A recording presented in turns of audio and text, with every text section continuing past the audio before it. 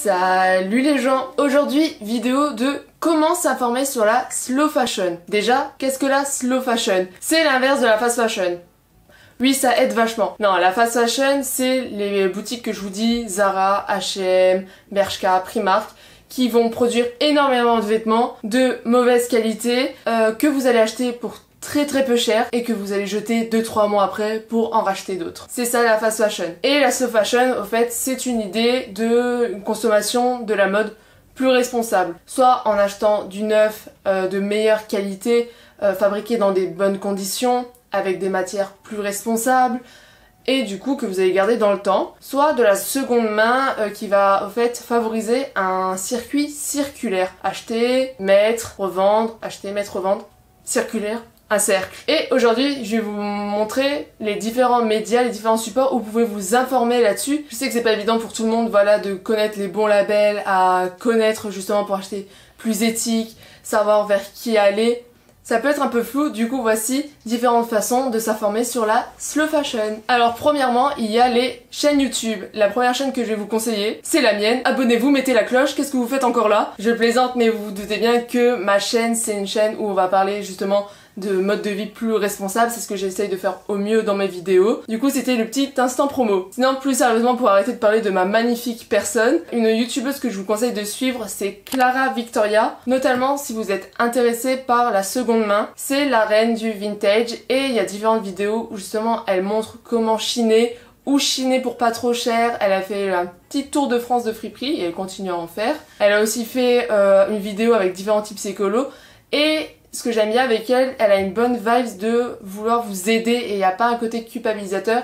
Et je trouve que ces vidéos permettent de rentrer dans ce milieu en douceur, dans le milieu de la seconde main, sans être tapé sur les doigts. L'autre youtubeuse que je vais vous conseiller, c'est Is No Good. Is No Good, j'ai déjà parlé d'elle dans mon sorority tag. J'aime beaucoup Is No Good, notamment ses vidéos décryptage de marques, où justement elle va essayer de voir si une marque ne fait pas du greenwashing ou non. Le greenwashing, pour ceux qui ne le savent pas, c'est vraiment en fait rajouter du vert pour faire genre qu'on est écolo, proposer des tote bags en coton alors c'est des trucs ultra chimiques et qu'ils offrent ça gratuitement, ou se dire responsable alors qu'on utilise du viscose, que la production de vêtements responsable, comme ils le disent si bien, ça représente que 20% de leur production. C'est ce genre de choses et elle permet de décrypter ces marques qui font ce genre de choses et c'est vraiment cool pour éviter justement de se perdre parmi ces marques qui nous proposent du pseudo-responsable alors que c'est pas du tout le cas. Après, ce que j'aime bien aussi avec elle, c'est qu'elle cherche toujours quand même à défendre ceux qui essayent de faire des efforts. Par exemple, elle va peut-être parler d'une marque qui n'est pas parfaite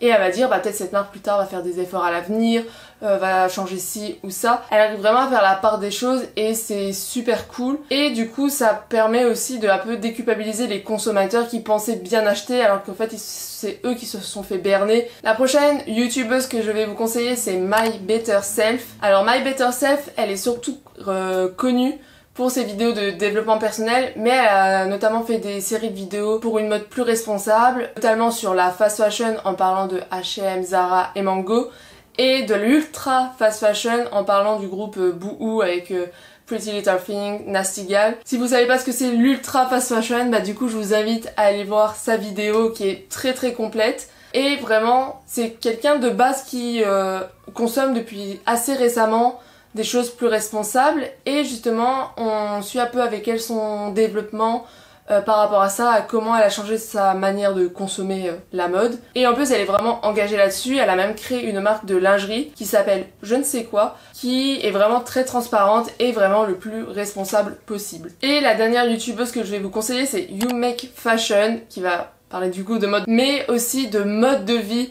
plus responsable, plus bio. Ces vidéos, elles sont aussi très complètes et très good vibes, vraiment, elles sont sans prise de tête. Du coup, ça peut s'apprendre en s'amusant. Pour les amoureux et les amoureuses de la lecture, je vais vous conseiller 3 livres. Mon dressing heureux de Is No Good, c'est la youtubeuse dont je vous ai parlé, elle a justement lancé son livre Mon dressing heureux, qui est vraiment très bien fait, qui permet au fait d'avoir un mode de vie un peu plus minimaliste. Comment bien choisir ses vêtements aussi, parce que des fois on se dit ah je vais prendre un t-shirt qui est peut-être à 50% coton bio mais mélangé avec ci.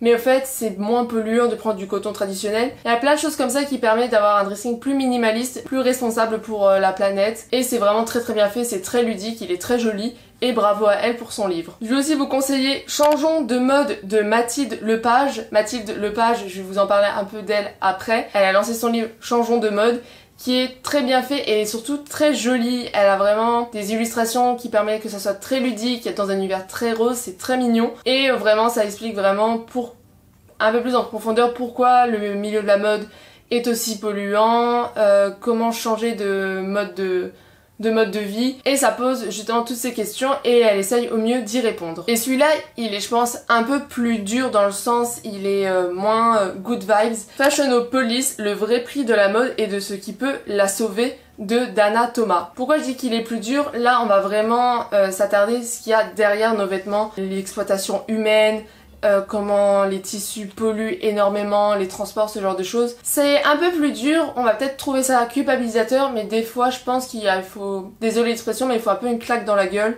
pour se rendre compte de certaines choses et il faut un peu nous secouer pour bouger les choses. Si vous détestez lire, il y a 2 documentaires que je vous conseille qui sont assez connus, je vous avoue, je n'ai pas vu tous les documentaires du monde, mais les 2 docus là sont une très bonne porte d'entrée pour un mode de vie plus responsable. Le premier c'est The True Cost, que vous pouvez retrouver sur Netflix, qui va vraiment vous dire mais qu'est-ce qu'il y a derrière nos t-shirts à 5 €, et si nous on paye si peu cher, c'est que quelqu'un paye le prix derrière. Et honnêtement il est très très bien fait, il est sur Netflix, du coup il est assez accessible pour le plus grand nombre, mais encore plus accessible car là c'est sur YouTube et du coup c'est gratuit. C'est le documentaire produit par Arte, Fast Fashion, les dessous de la mode à bas prix, qui est très très bien car il est très exhaustif et brasse beaucoup de sujets avec un point de vue assez objectif, même si évidemment c'est une critique de la fast fashion. Par exemple il y a toute une histoire sur comment Inditex, la société qui est derrière Zara, Mango, Bershka,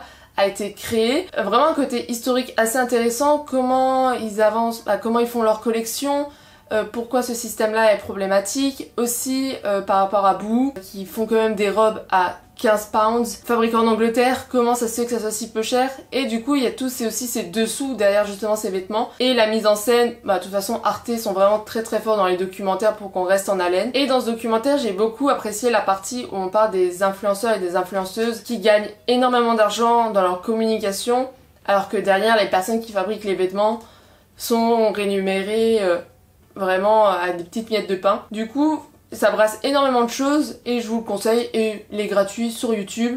Du coup, allez-y, après ma vidéo. Et aussi dans les différents médias, je vais vous conseiller la Pause Mode Magazine, qui est un magazine de mode en ligne. Et il y a également la Pause Podcast, si vous préférez les formats audio, où il y a différents articles qui vont vous permettre d'en apprendre plus sur différents modes de consommation, également vers quelle marque se tourner. J'écris pour ce magazine et on essaye vraiment avec toute l'équipe de proposer des contenus de bonne qualité. Du coup je vous invite à lire nos différents articles. Et pour la Pause Podcast, j'avais été invitée justement à parler de mon expérience avec la seconde main. Du coup si vous êtes intéressé de savoir comment je suis rentrée dans ce milieu de la seconde main et comment ça a été pris par mon entourage, je vous invite du coup à écouter mon podcast. On va reparler de Mathilde Lepage avec son compte Instagram Make My Clothes Great Again. Une page Instagram vraiment à l'image de son livre, avec des infographies, du rose. Ça permet justement d'avoir des informations claires, précises, dans un univers assez ludique. Et du coup on a régulièrement des infos sur ce qui se passe aussi dans le milieu de la mode, qu'est-ce qui est en train de changer à tel et tel moment. Les articles sont vraiment, les posts sont vraiment très très bien faits, assez courts à lire, du coup ça prend pas longtemps. C'est un peu vulgarisé de temps en temps, mais ça permet justement de dire « Oh, il y a eu ça !» Et si après on a la curiosité, on peut aller chercher encore plus loin. Et vraiment, c'est un compte Instagram très très très bien fait. Évidemment, tout ce que je vous dis dans cette vidéo, j'essaierai en sorte de le mettre dans la barre d'infos, les comptes Instagram dont je vous parle, les magazines en ligne, les liens pour les documentaires, etc. Je mets du temps à écrire dans la barre d'infos, du coup n'hésitez pas à aller faire un petit tour. Et le dernier média dont je vais vous parler, le magazine, le blog en ligne The Good Goods, qui est très très bien fait, qui est extrêmement complet pour le coup. Et aussi sur ce site, vous allez retrouver aussi différentes marques auxquelles on peut avoir confiance. Et c'est vraiment cool d'avoir un peu un répertoire de marques chouettes à consommer si on recherche à acheter de nouvelles choses plus responsables mais neuves. Après évidemment je ne connais pas tous les médias, toutes les manières de s'informer au monde, du coup si vous avez des idées vous pouvez me les mettre en commentaire. C'est pour le référencement, non je plaisante, ça m'intéresse pour le coup vraiment. J'ai rien d'autre à dire, je vous dis à la prochaine, salut les gens.